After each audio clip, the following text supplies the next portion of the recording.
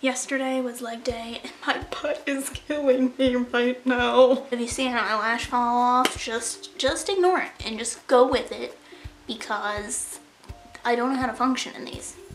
Hey guys, I'm Ellie and welcome back to my channel. Today I'm going to be doing my November wrap up for you guys. I read a total of 7 things in November. Not my best reading month, but to be fair, I did complete NaNoWriMo within the last week of the month. I was in a massive reading slump and just spent most of it reading the same book, which was massive anyway. So I listened to 1 audiobook, which is so unlike me, 3 graphic novels, 1 short story collection, and then the last 2 were YA books. So overall though, even though I didn't read that much, I had a really great reading month. I did not rate anything under a 4 for the month. So it was a great reading month overall. I honestly don't know how many pages I read. Too much math right now. As always, I am going to leave timestamps down below so you guys can click around to see whatever it is that you want to see and hear about. So yeah, let's get into this.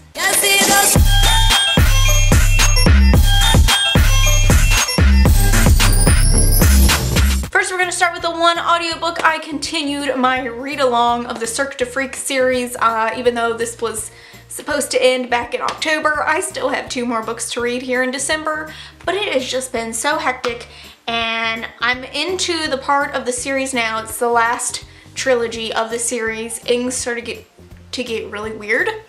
It's nothing like the rest of the series. It takes place almost in like an alternate reality, so it's a little more confusing and a little different than the other ones, and the pacing is a bit different.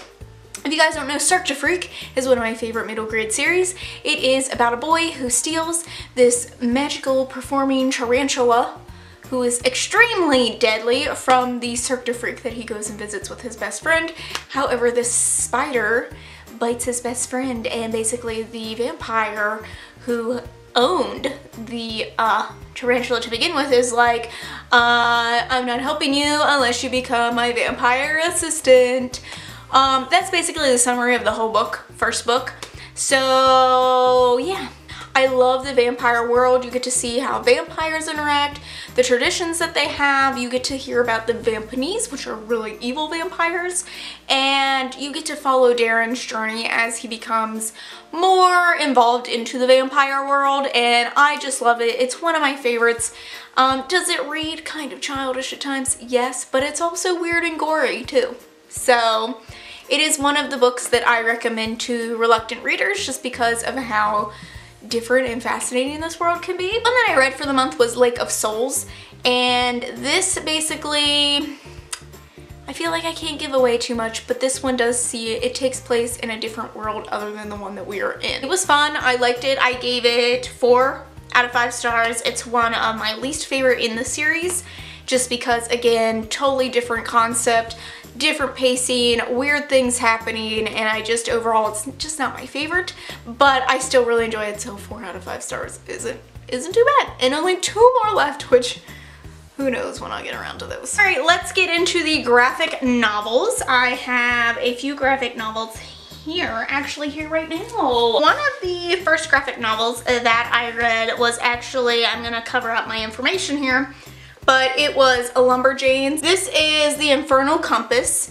There are 2 stories in this. One, I believe, is a prequel to the original story. The other one is just kind of a side story where like they keep finding these robots, and they're like super servant robots, but they're also like taking them away from their friends and stuff. This wasn't my favorite in the series. I honestly probably could have gone without reading this, as I feel like anyone else could. It was fun. It was nice. I love Lumberjanes, about a group of friends who are constantly getting into like magical mayhem at this all-girls camp. This did focus on the female-female romance that is happening within the group, so I did like that. They were way more openly, I guess, romantic with each other, and that was refreshing. But this was just fun and okay, and I gave it 4 out of 5 stars. Next things I have is Aquicorn Cove. This is a middle grade standalone graphic novel. I have read other things by Katie O'Neill. I love her graphic novels. They are so cute. I mean, look at this. I'm going to show you the art in this because the artwork in these is always absolutely beautiful. This takes place on an island, I believe. This follows this girl, her mother has died, and she is visiting her aunt who kind of lives in this town, kind of seems to like she runs a lot of stuff. Finds this little creature in one of like the little whirlpools, and it is an Aquicorn. But she goes to her aunt, she's like, how do I care for this? I feel like he's sick. And so she ends up telling her a story about where these animals come from and a mermaid type thing that she once knew. So you get to hear the background of that. This is a great story about preserving the oceans and the coral reefs and things like that, but in a really cute and interesting way. The artwork in this was beautiful. I thought our main character was pretty relatable because she, you know, she's missing her mom and she wants to fit in here and she wants to help all the creatures and be a part of this world, but she also wants to do what's right and convince her aunt to do what's best. But this was just lots of fun, really cute. I gave it 4 out of 5 stars. No, I gave it 4.5 out of 5 stars. I forgot to put on lipstick for this video and I just realized it, but we just rolling with it anyway. Then we have the second volume of Zodiac Starforce, and this is Cries of the Fire Prince. This is one of my favorite graphic novels that I read within the past year. It's about a group of girls who have these superpowers based on zodiac signs, and this one is so much fun because you get to meet the rest of the Zodiac Starforce, who are not from America, they're from the UK or something, and they end up coming in, and there's also like this fight against good and evil, and also some mysterious things happening with this other group, like they're not totally trustworthy. There is some like romantic aspects of it, there are friendship aspects of it, and it's just lots of fun. I absolutely love it. I love the artwork in it. The artwork in it is just so bright and so cool and so colorful, and I love it. I love the characters. They're so diverse. So definitely one of my favorites. If you can get around to checking out Zodiac Starforce, I would definitely recommend it. I give this 5 out of 5 stars. Moving on, then we have the collection of short stories that I read. It's behind me. And I participated in the Fall Into Fantasy Readathon. I only ended up reading one thing for that, and it was The Language of Thorns. Now this I've been putting off for so long. This is by Leigh Bardugo. It is basically her book of fairy tales and stories that would exist in her Grisha verse. It has some of the places that, you know, where Six of Crows takes place. It has some of the places where what is it called? What is it called? It's just the Grisha series. It takes place. I did think that there was one story that kind of hinted at the Darkling in this, so if anyone else thought that while they were reading this, please let me know. I do think that you have to read any of those to read this. These were definitely very much standalone, kind of their own mythology, their own stories. I love these. They were so wonderfully crafted. They were beautiful. I love the stories with them. I love the different twists that they took. They just weren't your, like, I guess typical kind of fairy tales. They were very dark and twisted, which I guess will be your typical fairy tale. What do I know? I loved that the story, as the story progressed, the illustration progressed until you get the very last image at the end of the story. This was beautiful. I love this. I don't know why I put this off for so long. I give it 5 out of 5 stars. I loved every story in this, especially the last one, which is kind of a retelling of Ursula. Absolutely loved it. My favorite version of Ursula's like pre-story to date. It was so wonderful. This is such a heavy book, and the underneath is beautiful too. Oh. Is my tea ready for sipping?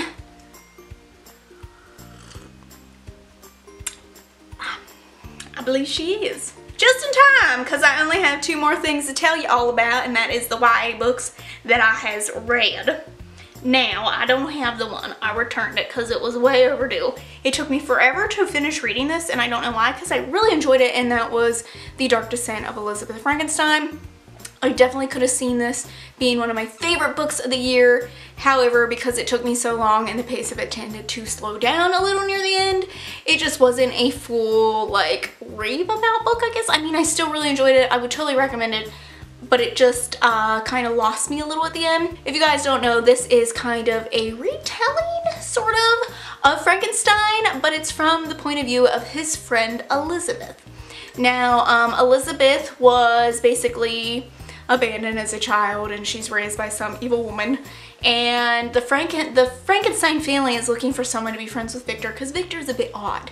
So they basically take in this girl let her live with them in the family just to please Victor. Gives into the things that he wants to learn about, helps him show the right emotions when he needs to. He's just a very odd person. This takes place later on. She has not heard from Victor in 2 years, so she goes in search of him and finds out that he has been creating some things in his spare time, and she kind of wants to hide the evidence and also figure out what's going on. And then of course this follows the events of like the monster and hunting down Victor and things like that. So it was really fun having read Frankenstein. I actually didn't like Frankenstein, so what was interesting is that I really liked this story, and I don't know if it's just because it was a much more compelling story, and I love that Elizabeth wasn't like a totally likable character all the time. She was a definitely great character where she was just doing things in order for herself to survive. It wasn't necessarily that she was doing it for other people, it was simply for herself. She was a very interesting character, and I really liked following her story. There were some things where I was like, girl, how did you not see that coming? Because it's very predictable. It didn't take away from the enjoyment for me. There's some really great characters in this. I just love the darkness of it. I love like retellings like this where there's some familiarity with the original story, but it's totally like different. You know what I mean? But this was lots of fun. I really enjoyed it, and I gave it 4.5 out of 5 stars. Then I'm gonna tell you guys about today that you can probably, already guess, is that I read Kingdom of Ash. I don't have the dust jacket. Lord knows where that went.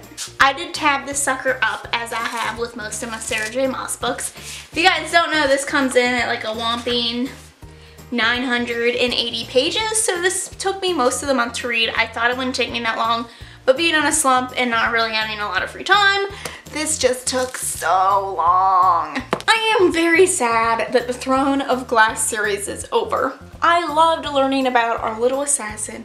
I think back on Throne of Glass, the original book, which I'm sure you've heard about the little assassin that went to be the King's Guard. And oh, how far we have come since then. This was, in my opinion, it was a pretty good ending. Was I totally thrilled about the ending? No. But I was still pretty good. I sobbed like the last like 200 pages of this book because of everything that was happening.